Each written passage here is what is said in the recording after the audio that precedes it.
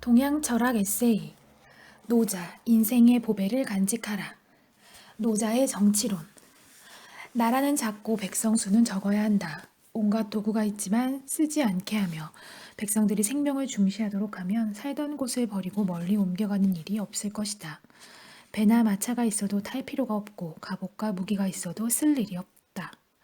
노끈을 묶어서 글자 대신 쓰던 고대의 소박한 상태로 되돌아가게 하면 먹는 그대로 맛있고 입는 그대로 아름답고 사는 그곳이 편하다고 여기고 그 풍속을 즐겨서 이웃나라가 바라보이고 다구는 소리와 개 짖는 소리가 서로 들려도 죽을 때까지 서로 왕래가 없을 것이다.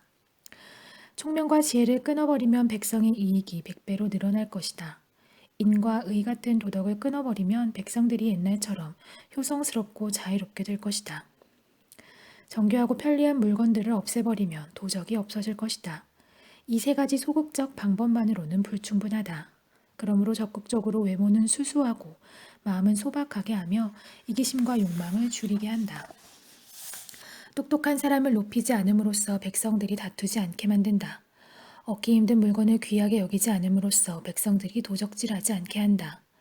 욕망을 일으킬 만한 것을 보여주지 않음으로써 백성들의 마음을 혼란시키지 않는다. 그러므로 성인의 다스림은 마음을 비우고 배를 채우며 의욕을 줄이고 뼈를 튼튼히 하여 늘 백성들이 무지하고 욕심이 없게 만들며 지식인들이 제멋대로 주장할 수 없게 만든다. 무의로 다스리면 다스려지지 않는 것이 없다. 천하는 불가사의한 그릇이어서 인위적으로 어찌할 수 없다. 잘하려고 애쓰면 실패하고 꽉 잡고 장악하려 하면 천하를 잃고 만다. 언뜻 보면 원시적 자연불학의 생활로 되돌아가자는 주장을 하고 백성들을 아무 생각이 없고 그저 배부르면 좋은 행복한 돼지로 만들려 한 것처럼 보입니다. 그러나 노자의 도에 대한 이해를 가지고 이 말들을 새기면 단순히 원시사회로 돌아가자거나 우민 정치를 해야 한다는 주장만은 아닙니다. 이 말들이 겨누고 있는 현실 상황은 생산력의 발달로 주나라의 종법 제도가 무너지면서 옛 귀족과 새롭게 신분 상승을 꾀하던 신흥 지주 사이에 이익 다툼이 일어나고 그 과정에서 나온 여러 가지 정치적 이론들이 서로 논쟁하면서 직접 일하지 않고 지식을 미천으로 살아가는 계층이 인기를 얻고 확대되어 간 상황입니다. 노자는 학자라는 자들이 학파를 만들고 서로 논쟁하는 것이 천하를 위하여 도움이 되지 않을 뿐 아니라 옳고 그름도 각기 달라 혼란만 더한다고 본 것입니다. 우리가 길을 잃고 헤맬 때 길을 찾는 가장 좋은 방법은 우선 잘못 들어섰다고 생각되는 지점으로 되돌아가는 것입니다. 마찬가지로 천하를 평안하게 할 방도를 놓고 이론이 분분하여 어느 도가 올바른 도인지 모르는 상황에서 노자는 이미 잘못 들어선 길을 포기하고 원점으로 돌아와서 생각하자고 주장합니다. 노자는 이러한 입장을 이론화하였습니다.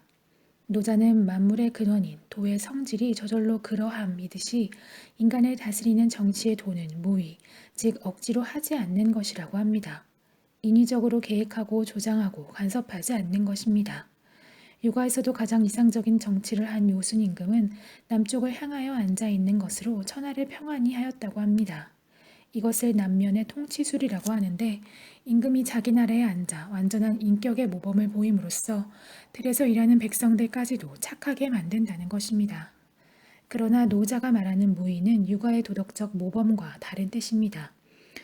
노자의 도는 육아의 도덕과 내용이 다르기 때문입니다. 무의의 통치술을 좀 더 설명하면 요점을 지킨다는 방법과 공평, 무사하다는 성격으로 표현됩니다. 요점이란 곧 노자의 도이며 그것은 저절로 그러한 것이기 때문에 인위적으로 할 필요가 없습니다. 그래서 천하를 천하에 맡기는 방법이 되는 것입니다. 저절로 그러한 것을 따르지 않고 사사건건 간섭하여 바로잡아 주는 것은 도를 잃었다는 증거입니다. 노자는 정치를 생선 굽는 일에 비유하여 자꾸 이리저리 뒤적이면 생선이 다 부서지고 타버리는 것과 같이 정치가 백성들에게 끼어들수록 천하는 뒤죽박죽이 된다고 합니다. 도가 천지만물에 대하여 인정사정이 없는 것처럼 무의의 정치도 백성들에 대하여 인정사정이 없습니다. 무의의 이 공평무사라는 관념은 나중에 법과 사상의 법 개념에 영향을 미칩니다. 법관은 지위와 신분을 따지지 않고 인정사정 없이 법을 적용하려 했습니다. 그러나 법과의 법이 국가의 이익을 가치 기준으로 삼는 반면 노자의 무의는 백성들의 본래 그러한 삶을 기준으로 삼았습니다. 백성의 본래 그러한 상태를 회복하는 것이 노자의 정치입니다. 큰 길은 넓으나 백성들은 샛길을 좋아한다. 관청은 깨끗하게 지었으나 논밭은 황무지가 되었고 창고는 바닥을 드러내고 있는데 권력자들은 좋은 옷을 입고 고급차를 타고 돌아다니며 밤마다 연회를 열어 음식이 실증날 정도이다. 그러고도 재물은 남도록 가졌으니 이것은 도둑질하여 사치에 쓰는 것이다. 이것은 결코 도가 아니다. 무의의 정치는 통나무와 같은 자연 상태를 유지하여야 하고 어쩔 수 없어 관청이 기구를 설치하더라도 가능한 한 기구를 축소하여 자연 상태에서 크게 벗어나지 않아야 위태롭지 않다고 합니다. 놀고 먹는 자가 많거나 일하는 사람보다 감독자가 잘 사는 것은 거꾸로 된 세상이라는 것입니다. 이것도 요점을 지키는 정치를 가리킨 것입니다. 정치가 너그럽고 간섭하지 않으면 백성들은 순박해진다. 정치가 자잘구레한 구석구석까지 감시하면 백성들은 불만을 품게 된다. 최고 수준의 통치자는 백성들이 그가 있다는 것만 알게 할 뿐이다. 그 다음 수준의 통치자는 백성들에게 인기가 있고 칭송을 듣는다. 그 다음 수준은 백성들이 그를 두려워하고 그 아래는 백성들이 그를 경멸한다. 노자의 이러한 정치론은 현대사회의 정치와 매우 거리가 먼 주장입니다. 인류 역사가 흘러온 방향과도 맞지 않으며 기본적으로 인간의 계획과 노력의 가치를 믿지 않고 있습니다. 노자의 무의의 정치는 예측할 수 있는 정치나 위로부터의 개혁 같은 방법과 180도 다른 의미를 가지고 있습니다. 그러면서도 노자의 대도라는 것은 전제 군주의 교묘한 통치술의 모습을 띠기도 합니다. 장차 그것을 축소시키려면 먼저 그것을 확장시켜야 한다. 장차 그것을 약화시키려면 먼저 그것을 강화시켜야 한다.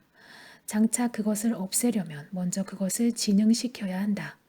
장차 빼앗고자 하면 먼저 주어야 한다. 이러한 것을 은미한 지혜라고 한다.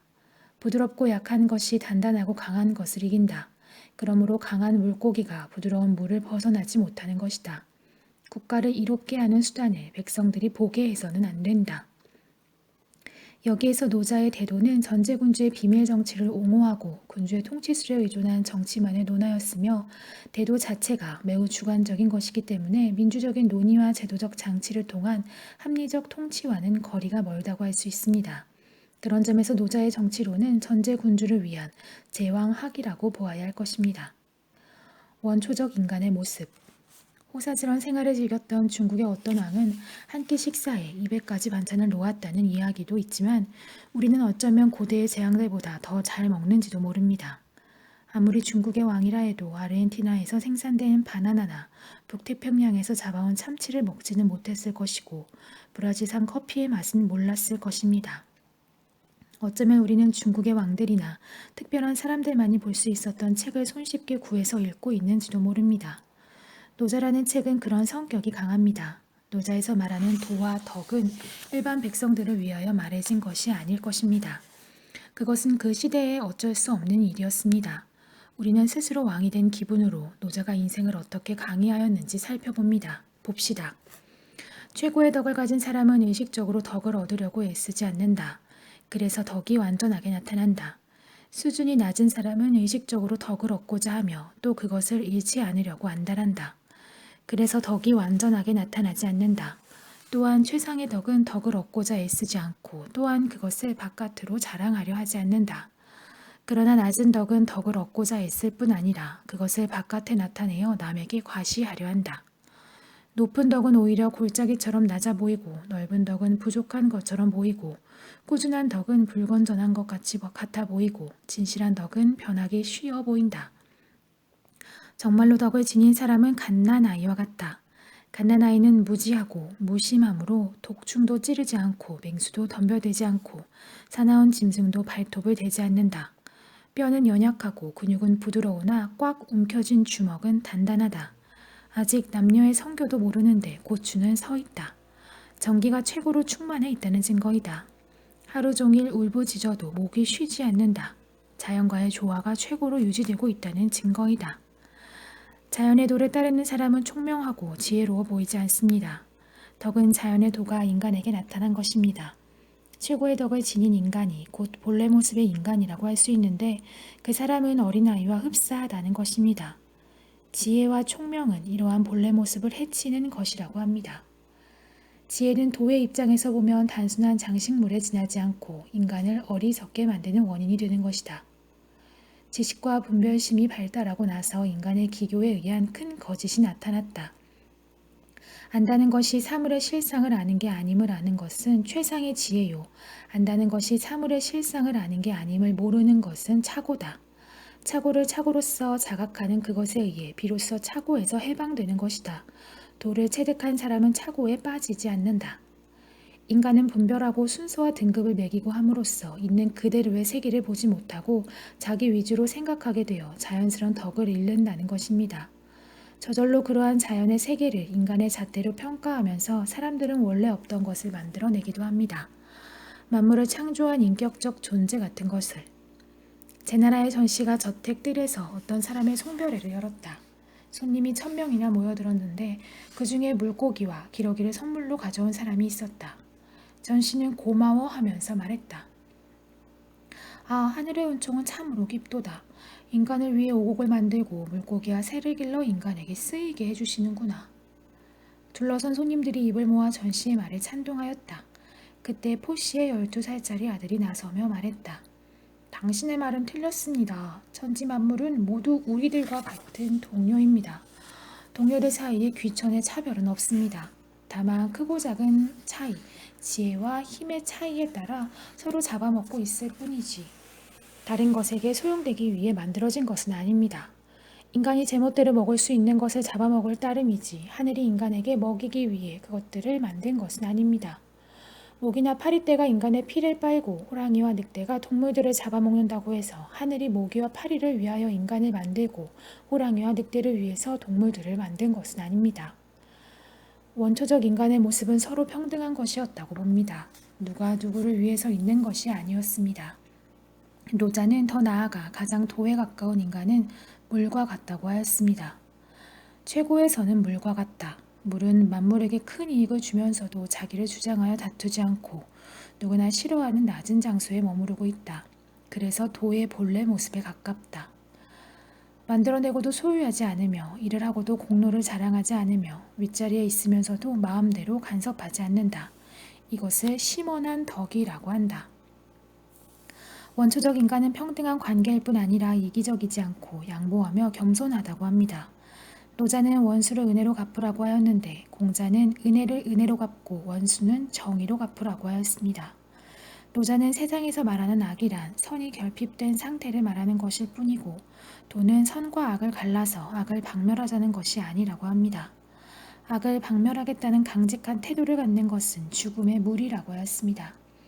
공자는 사람의 삶은 본래 고든 것이라고 하였습니다. 그러나 노자는 사람의 삶이 본래 부드럽고 약한 것이라면서 모든 살아있는 것들은 부드럽고 약하며 죽음에 가까울수록 단단하고 강해진다고 합니다.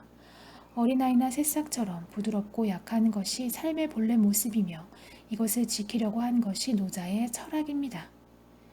인생의 무게를 지키는 방법. 정말로 흰 것은 언뜻 보면 물들어 있는 것처럼 보인다. 가장 큰 사각형은 각이 보이지 않는다. 큰 그릇은 완성이 더디다. 큰 소리는 귀에 들리지 않는다. 정말로 똑바른 것은 마치 굽어 있는 것 같고 정말로 능란한 것은 마치 몹시 서투른 것 같고 진정한 웅변은 오히려 말주변이 없는 것 같다. 원초적인 삶의 모습을 잃고 세상이 지혜와 총명의 격전장으로 변해갈 때 진정한 인생의 무게를 지키려는 사람은 먼저 통속적인 가치를 뒤집어서 판단할 수 있어야 합니다. 또한 그것을 세상 속에서 실현할 특별한 방법이 필요합니다. 수컷의 강함을 알고 암컷의 약함을 지켜가며 온갖 냇물이 모여드는 계곡이 된다. 그러면 도가 몸에서 떠나지 않고 무심한 갓난아이의 상태로 되돌아간다. 영광이 무엇인지를 다 안 다음에 치욕의 입장을 지켜가면 만물을 포용하는 골짜기가 된다. 그러면 도가 온전히 그 몸에 실현되어 인공이 가해지지 않은 통나무같이 자연 그대로의 소박한 상태로 되돌아간다. 세상에서 물만큼 부드럽고 약한 것이 없지만 단단하고 강한 것을 공격하는데 물을 능가하는 것이 없다. 제주의 날카로운 칼끝을 누르고 마음의 이해타산을 버리고 지혜의 빛을 감추고 속세먼지 속에 묻혀 산다. 이것이 도와 일체가 된다는 것이다.